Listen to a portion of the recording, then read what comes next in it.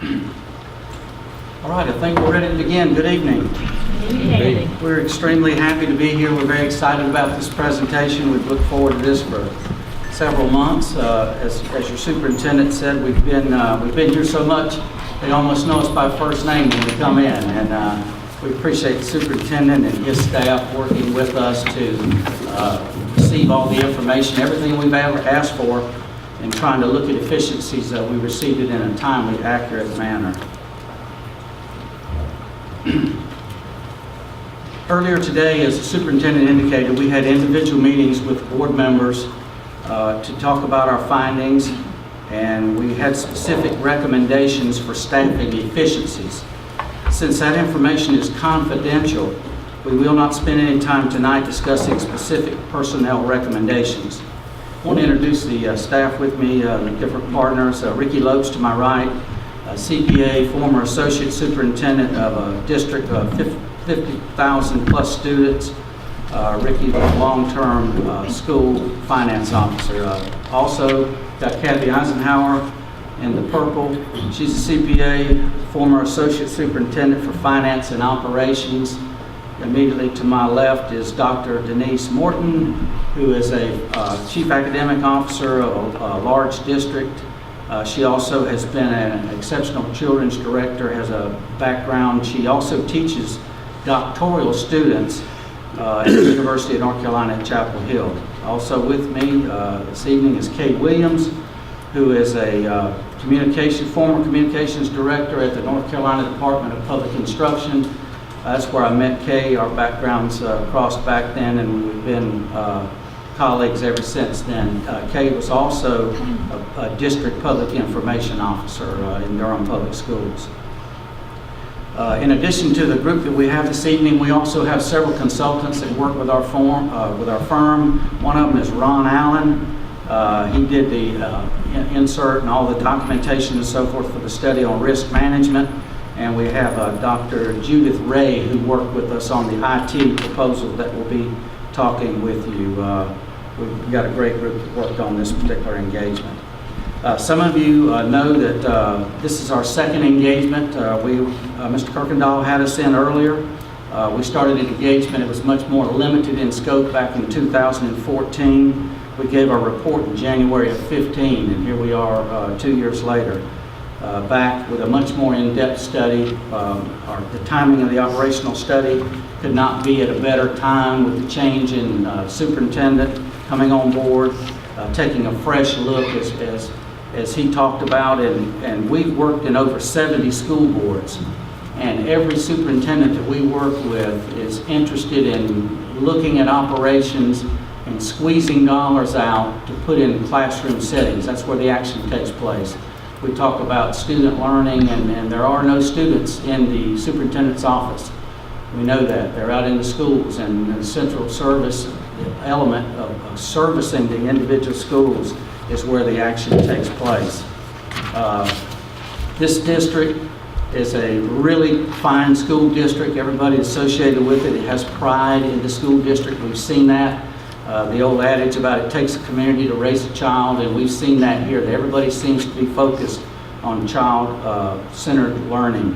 DeSoto Public Schools is ranked as a top district, one of 16 in the state, rated A. It recently was named Advanced Placement Honor Roll District, recognized by a visit from the state superintendent just last month.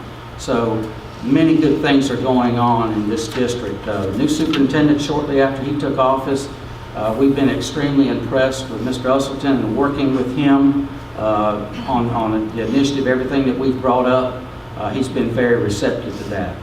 Our goal in this engagement is to look for ways the district could operate more effectively and efficiently without tapping into fund balance. Everybody that is affiliated with the district understands that fund balance, or basically the savings account, for lack of a better description, that is built up over years in the district. And one of the things that we've seen in many of the districts that we've worked with is there are districts that spend fund balance money for recurring expenses end up with huge financial issues, and we don't want that to happen here, and everybody's aware of that. So what we're interested in trying to become effective and efficient as an entity and basically to spend the funds that we have coming in the most efficient manner.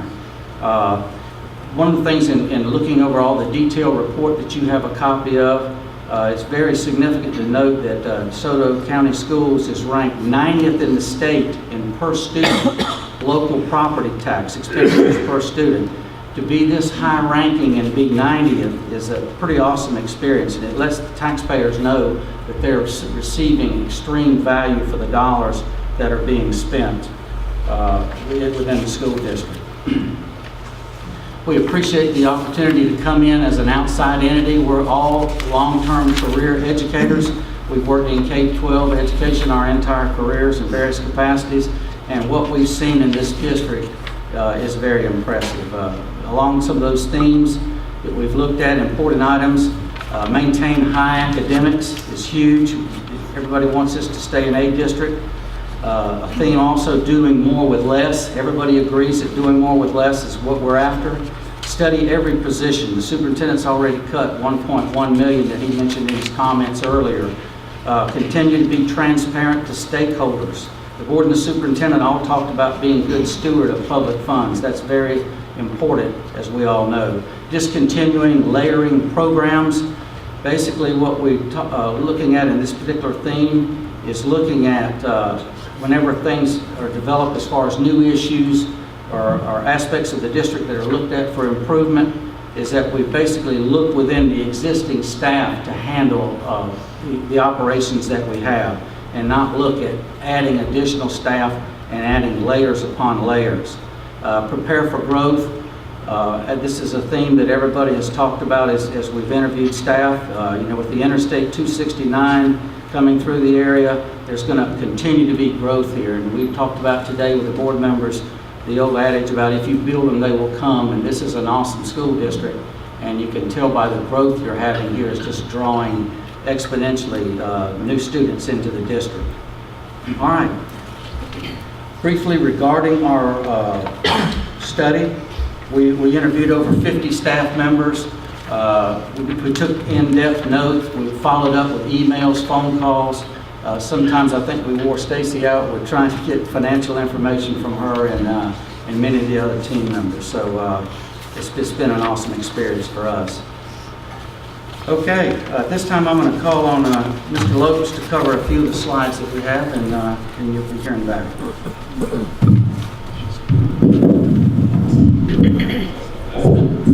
Good evening. I wish I had an opportunity to go to that school that y'all had earlier. My school experience wasn't as good as that one. I enjoyed that. But anyway, we've had the opportunity to obviously be here for the last few months, and I want to go over some of the themes. I'm going to give you a 20,000-foot level overview of the report without getting into details tonight. But some of the consistent themes that we had from talking to 50-plus people, and these are in no particular order as far as importance, but just some of the themes. There were issues with the technology structure being confusing. You have two different technology departments, which is very unusual. Usually you have one technology department with the head of the department and all the other folks, falling underneath that structure. With two technology departments, it was confusing, a lack of communication, not only within the department, but within the system as far as technology is concerned. And if the system is progressive as you are, I think you would probably want to have a streamlined technology department that could take you into the future. In some cases, we saw where the central office was overstaffed, and so compared to other districts that we've looked at. And so we'll be looking at those when you look at when you have a chance to look at the detailed report. One thing I do want to mention, it's not on the PowerPoint, that from an administrative standpoint, based on data that we got from the State Department of Mississippi, your administrative percentage is about 4.03% of your total budget, which is above the state average. But also because you're a large district, your percentage should be a lot lower than the state average. The larger the district, the smaller the percentage of administrative expenses should be because of the economy of scale. And so that kind of confirmed some of the things that we were looking at. It appeared that the central office department was overstaffed. And so once again, the numbers that were reported to the State Department do reflect that. There was a constant theme among those that we talked to that before any school cuts were made, that cuts should be made at the central office, which is very important. Our job, or our goal when we started this business, was to provide resources to redirect them to the school level. We think that's where the rubber meets the road. That's where the kids are at. That's where the money needs to go. So any money that can be redirected to the school level is what we're concerned about.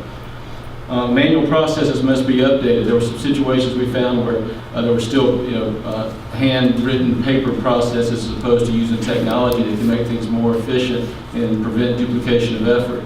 So there will be some recommendations as far as trying to go with automated or technological processes. Mr. Elson already mentioned that 18 positions have been cut. 15 of those were at the central office, 3 were at the school level, but it totaled almost $1.2 million, a little over $1.1 million, as far as cuts that have already been made since January.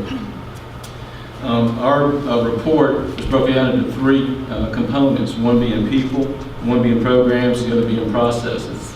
We didn't try to evaluate how effective a particular person was. That's not what we were here for. We were looking at the position itself to see how it fit into the central office structure and to see if we could find some efficient ways of either moving that position to other areas or finding a better way to use that position. But we did not evaluate the effectiveness of a particular person. The areas that we looked at were administration, finance, human resources / personnel, operations, which encompasses child nutrition, plant operations and transportation, academic services, SPED, the federal programs, technology services, risk management, insurance, and safety. So basically we looked at all the non-instructional areas in the system on this particular visit. What were some of our recommendations? Well, we are recommending just in the central office, not as far as personnel, not all of our recommendations, but just some of the personnel recommendations would say the district over $2 million. And one thing I want to mention also, the term central office, we try to emphasize that the term should be central services, not central office. Central office has a negative connotation. To us, central services is better and that we should be providing support to the schools. Our job is to help the schools. It's not to provide opportunities for people to work in the central office. And so we think the central services is probably a better use of terminology as far as what is trying to be accomplished here in DeSoto. We did have some reclassifications of central services. Some of the reclassifications dealt with levels of administration. In some cases, some people were called coordinators that should be directors. Some were directors that should be coordinators, just as an example. And so there are some reclassifications that we think would be necessary based on the duties and responsibilities of the positions that we looked at. We noticed that there were a lot of clerical staff in certain departments. And what's happened over a period of time, it's not unique to DeSoto. What's happened over a period of time is people that were in clerical positions years ago, as technology has come into play and you don't need quite the level of clerical services we needed in the past, those positions have remained. And so over a period of time, what we find in some districts, or we recommend in some districts, that some of those positions be eliminated as retirements, resignations, or whatever come about. One of the things, normally our job is obviously to find money or try to find efficiencies for school systems to save money and redirect to the classroom. In some cases, we also find that we need to add positions to make things more efficient. And one of the things that we're recommending here is a chief operating officer that would kind of be the right-hand man for the superintendent. You're a large district, 33,000 students. The expectation of the community and of the school population is that they be able to see the superintendent. He can get out in the community, they want to see him at Chamber of Commerce meetings, at city council meetings, or whatever the terminology here is for your municipal meetings. But the expectation is that he be out in the community. The only way he can do that is to assign some of the day-to-day duties to somebody that can be his right-hand man, that can be in the central office on a day-to-day basis. I don't think the expectation is that the superintendent sit behind his desk and handle those day-to-day duties. So in this particular situation, we're recommending that you establish a chief operating officer position for DeSoto. Another thing that we noticed when we looked at operations in the maintenance area, there's a maintenance person that's assigned to each school, but we didn't see a lot of technical positions that were assigned, say, from the central office level to go out and work at the schools as needed. For example, not a lot of carpenters, not a lot of plumbers, not a lot of electricians. So what happens is you're contracting out a lot of services because the expertise is not there at the central level to be able to help the schools with those particular issues. Normally what we see is those particular positions centralized, and then through an automated work order system, those particular folks are sent out to the schools immediately or on a priority basis based on how the work order is prioritized to go out and help with those particular issues. So we think that it could be staffed by levels of expertise as opposed to just having one generalist at each school.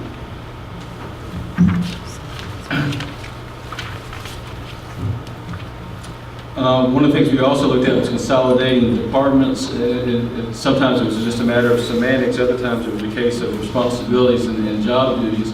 For instance, in technology, you've got two different technology departments, and you've also got your MIS department, which is very heavy into the technology side. Our recommendation would be that all three of those departments be under one umbrella now, kind of what we already mentioned before, is having a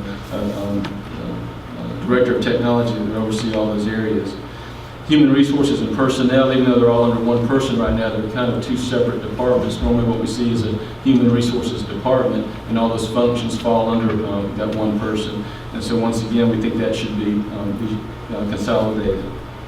One thing that we did notice that was, I think is unique to DeSoto, we haven't seen this in other areas, that you have a policy that provides 40 days of FMLA leave for those folks who don't qualify for long-term benefits.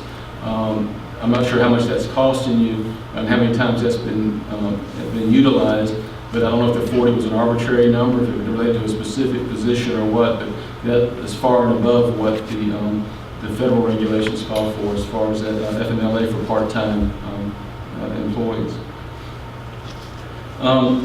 One of the things that we noticed too, and that you may want to consider as positions become available, from what we could tell, all child nutrition and bus driver positions were full-time, and that allows them to obviously get benefits.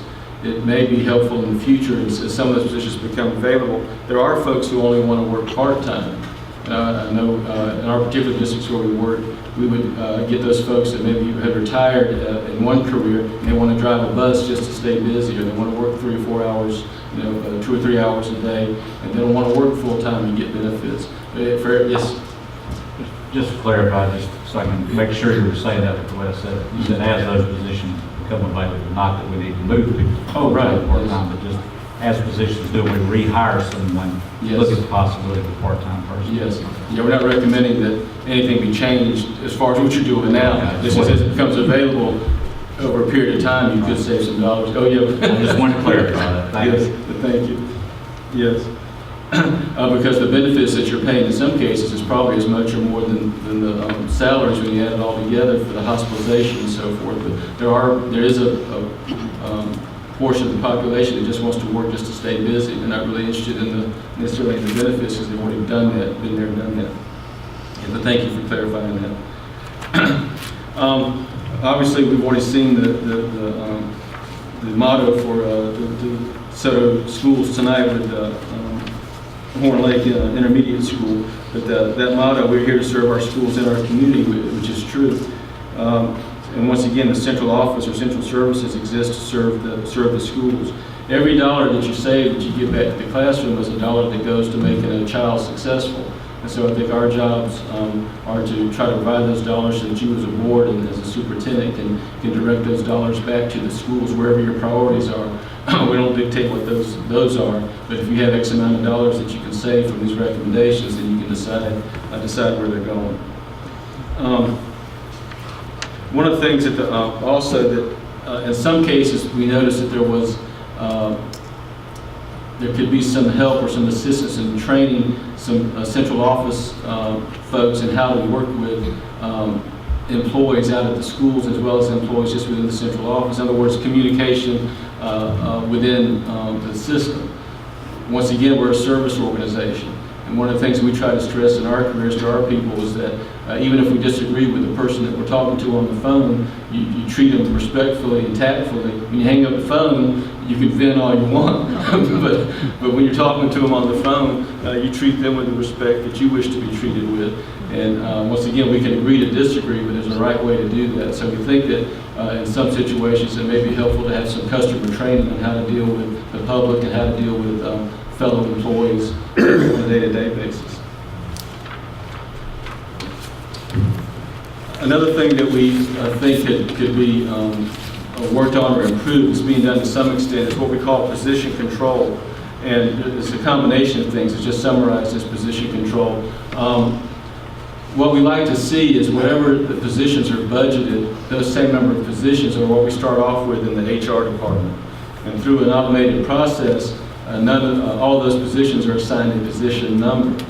And no positions can be hired beyond what's in the budget, which in turn is what's in HR. So for example, if you have 100 teachers budgeted and you want to try to hire a 101st position, you can't do it because it's not in the position control system. That 101st position has to be approved, then it goes through the system. But also what you'd like to see is that from beginning to end, the information that relates to that employee is only entered one time. And so what happens is when you don't automate it, sometimes what happens is my name and address and phone number, I may have had to enter for human resources, but I also may have had to enter for benefits purposes or for finance office purposes. So what we would like to see is that to prevent duplication of data, you have a position control that helps you from a budgetary standpoint, but you also have a system in place that prevents duplication of entry. We've seen all kinds of things where people just literally, not here, but in other systems where people literally take paper down to the hallway to give to somebody to key in, and then they sign a log saying they got the paper, they turn back around and go back to the office to prove that each department got the information. Like I said, that's not happening here, but what you'd like to see is an automated process where once it's entered, the other department gets that information and you don't have to enter it more than once. Another thing that we like to see is the digitizing for the storage of SPED data. As you can imagine, the files on SPED students is just enormous. And so you're running out of boxes, okay? You're running out of space. And so what you'd like to see is you get that digitized. And you're trying to do that now with your internal staff. What we like to recommend is you just contract with a firm, there's plenty of them that will do that. They just come in and knock it out and get you caught up. And once you get caught up, then you handle it internally. But trying to do it internally now, it's going to take a long time to get all that done on a timely basis. So we would recommend that you do digitize your SPED files. Excuse me. Another process that we'd like to see is an evaluation process, a formalized evaluation process for your central services employees. Right now, there's not a specific evaluation process that we saw, and so I think that would be something that you could work on for future years, just to have an evaluation process. Automated work orders. There is a work order system in place, but it's not automated. Once again, with the automated system, there's a trail. You can prioritize the work orders, and it can be done on a more timely basis if it's automated. One thing that's different here than what we're used to seeing, it may not work, but it's just something that we put out as a recommendation, is try to get competitive fuel prices for your school buses on a timely basis. You've got over 400 school buses, so you can imagine you're spending a lot of money on gas. And so there are different ways to try to fuel or provide gas for those buses. You can go as far as having your own fuel tanks, your own delivery trucks. Of course, that requires an initial outlay, for those capital items.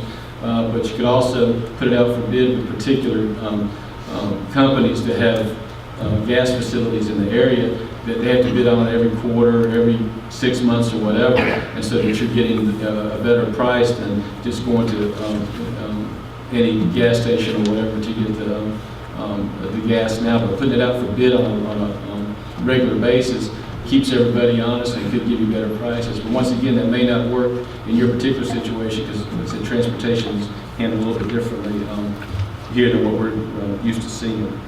One thing that we did also see is that you're using the state bid prices for child nutrition, which in and of itself is okay, but what we found in our backgrounds, especially working for large districts, we can get a better price for that because we are a large district.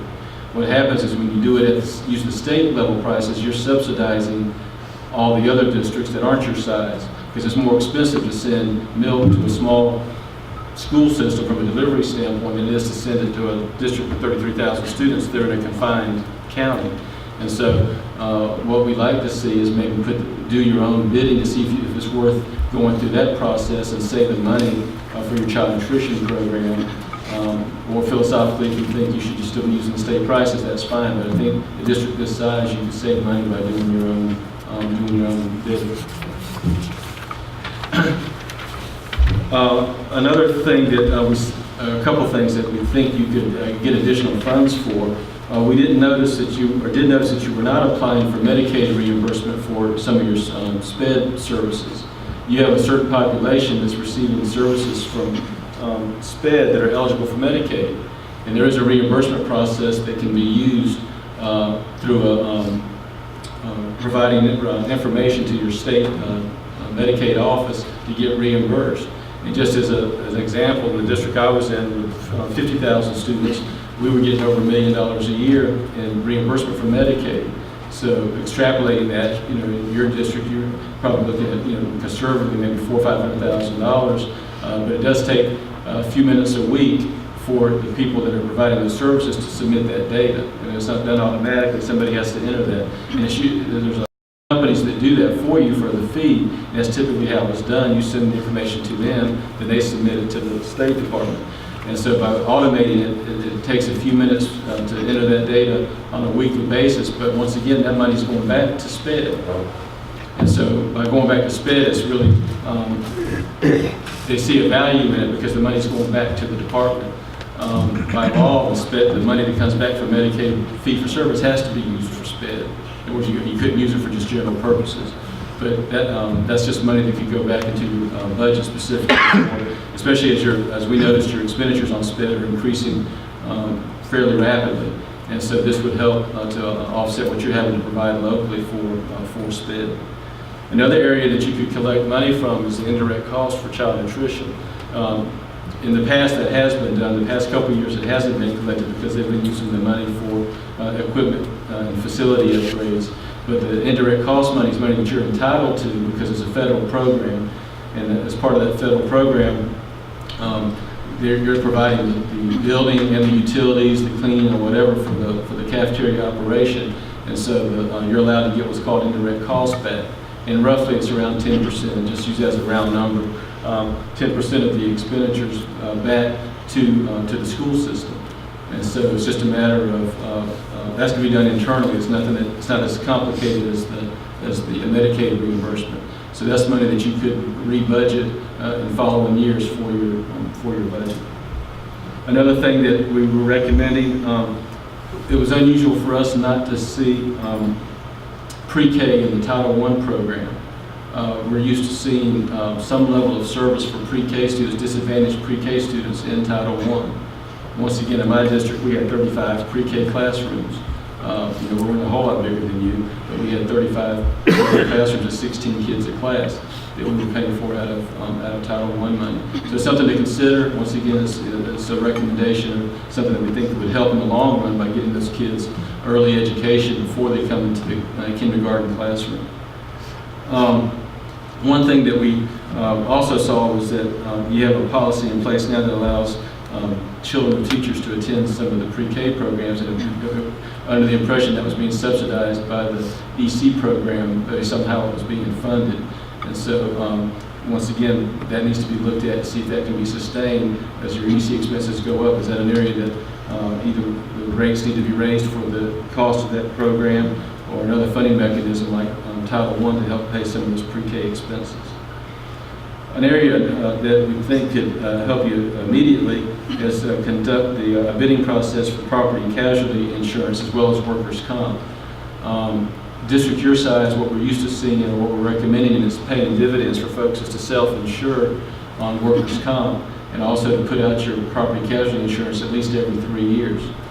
And so the system, your size, could probably save some dollars by doing that. And we were told today that the process is getting ready to start or will be implemented, at least as far as the bidding out the insurance. But there's significant dollars that can be saved from that. And now the document that we gave you that has all the details obviously has a whole lot more than this. This was just a brief overview of what we presented, and There's no specific dollar amounts, no specific positions that are being presented tonight. That's just a quick overview of some of our recommendations.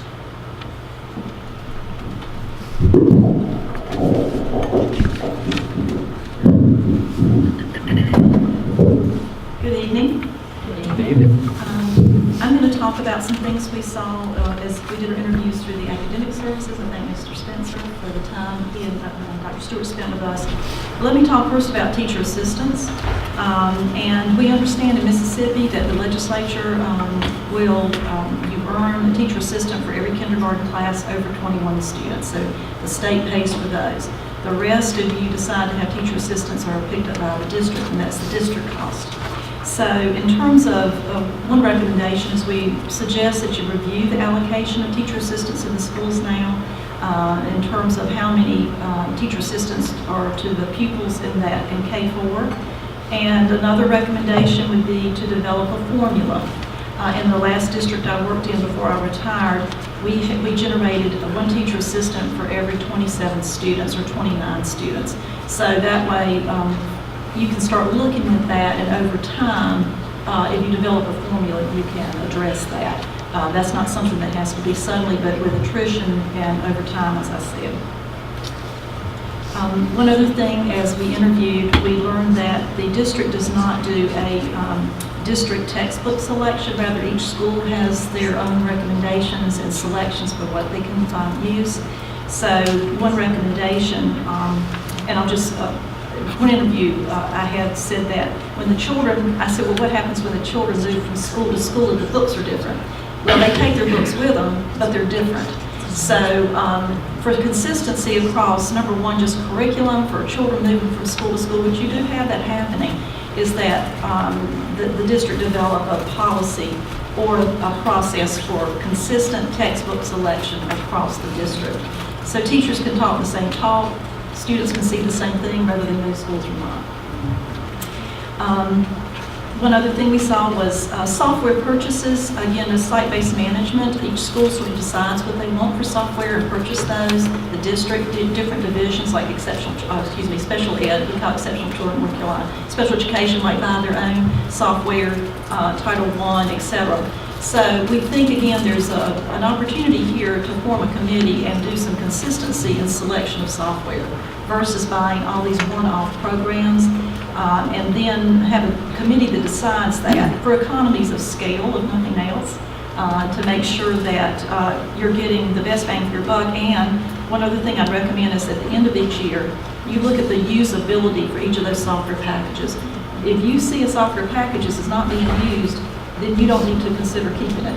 So I would say, and again, I had to do this in a former district, and we had to abandon some things and add some things because the teachers simply were not using it. So you don't want to waste your money, just continue to up licenses without taking a real close look at it. And one other thing we heard throughout our interviews was the use of the benchmark assessments at the middle and high schools.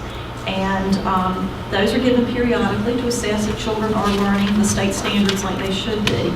I guess we particularly heard at the high school level they weren't as effective as your central office folks thought they should be, and they just need, I think, a hard look at whether they're really doing what they need to do. So again, a recommendation is to review that benchmark assessment, talk to your principals and the teachers to see if that's something that needs to be continued.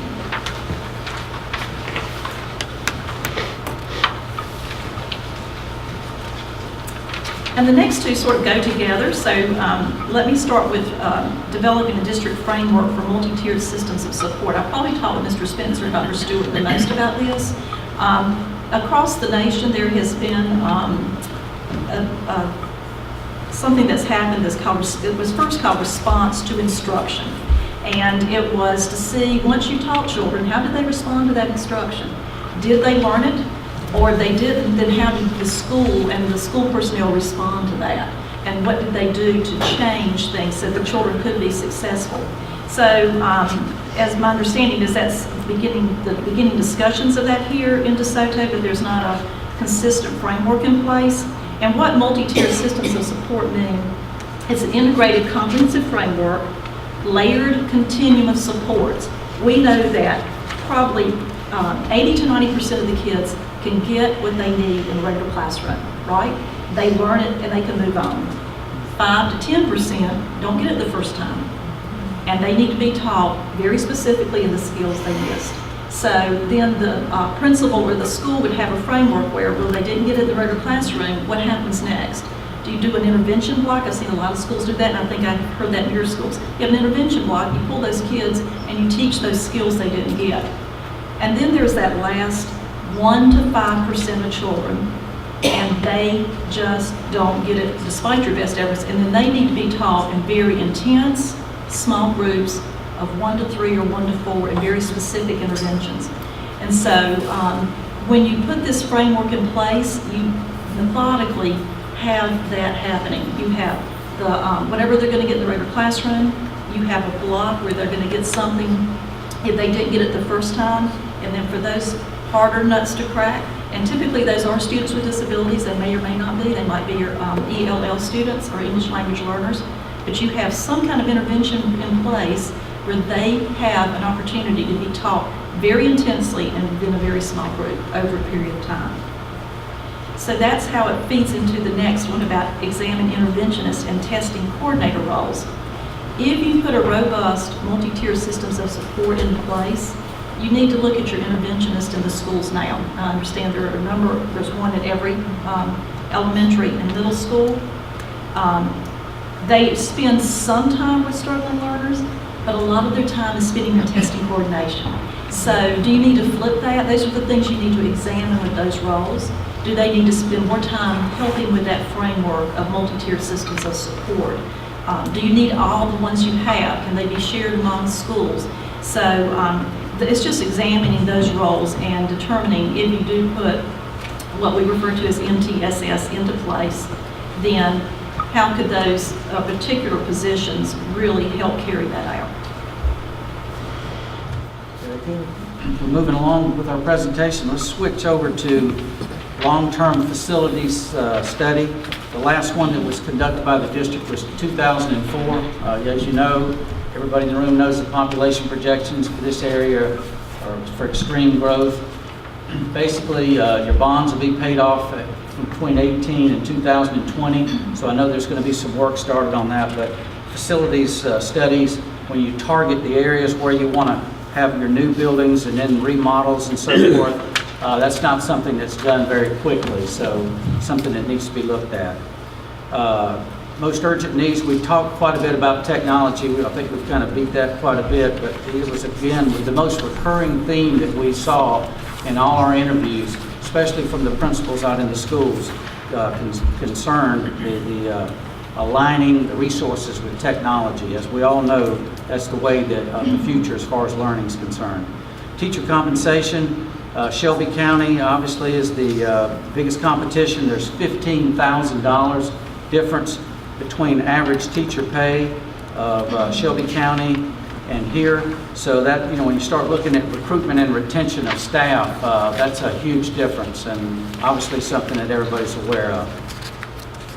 Additional study needed, long-term facility study, we talked about that. Central services classification study. We've seen several areas where the different positions within central services need to be looked at and classified and ranked based on the educational levels, the experience, and how they fit in the organizational chart. Formulas for salaries and principals and teachers, we talked about that. Efficiency study and transportation, we think that's an area in a lot of the districts that we've been in. The yellow bus area is an area that would offer a lot of opportunities. Mr. Lopes mentioned earlier about bidding the fuel. Obviously, school buses run on diesel fuel, so the diesel is something that can be bid out. And of course, you've got some storage issues there, but that needs to be looked at because we've seen significant savings in a lot of districts. Benchmark use of middle and high school, the arts contract in elementary schools, that was another theme that we received feedback from the schools that the quality of the art instruction in the elementary schools varied significantly from school to school. That's a $900,000 a year contract, and we basically wanted that looked at to see if there could be some more consistency in the instructional aspects of those dollars. We all understand that the arts are something that is definitely needed, but there could be some efficiencies there. Basically, technology use, when you start talking about the CTE centers, we visited today, your center out in the western part of the county, looking at some consolidation of the administrative staff among those two centers. Is that an area that could have some potential savings there? Next steps as we proceed after this evening. Obviously, board discussion with the superintendent. We said at the outset that we're very impressed with the superintendent's knowledge of obviously of the district, but of also business practices within the district. And all the principals that we interviewed are basically behind looking at changes to implement innovation. Superintendent's cabinet will need to help with the review, video and PowerPoint for principals and central staff. Communication is key. Develop a superintendent timeline for implementation. Some of the recommendations that we're presenting can be implemented immediately. We talked with the board members today about that. Some of them can change almost without any significant resource allocation or additional study. A lot of what we propose may be multiple years as far as implementation is concerned. That's something we realize it's not going to happen overnight. We would love to be able to come back in a year or two if needed to help with any of the district planning, and we're vested in this program. We're also very excited about looking at what's going to take place, change as far as reallocation of resources and the academic success of this district. We think the North Star is shining real well here as far as everybody being aligned for the changes that are going to take place. A little bit about SEC, you're very familiar with this. We do financial wellness evaluations, cost containment, and so forth. So again, that ends our presentation for this evening. We can't emphasize enough spending time in the detailed publication we've presented to you.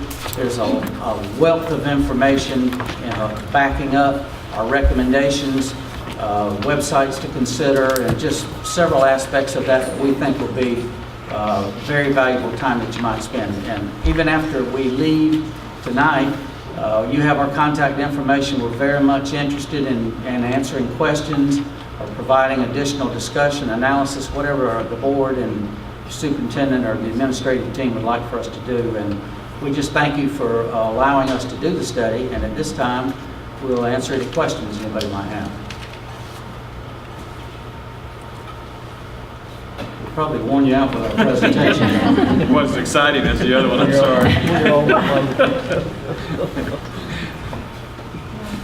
We've talked to, all of us have talked to you today one way or another, so I think most of us have our questions answered. We do thank you for this Yes. final Thank you. stage of this presentation, that study that started months ago. It's very helpful, and we appreciate the very frank discussion with each of y'all today.